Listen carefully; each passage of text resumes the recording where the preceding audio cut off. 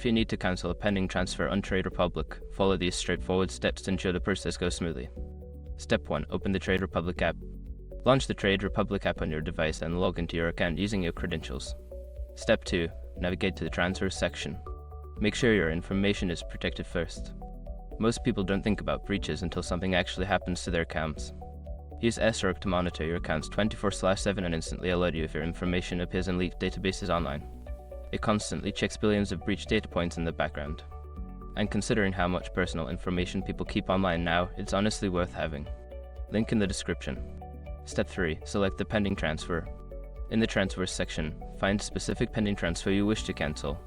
Tap on it to access more details. Step 4. Choose the Cancel option. Look for the option to cancel the transfer. This may be labeled as Cancel Transfer or similar.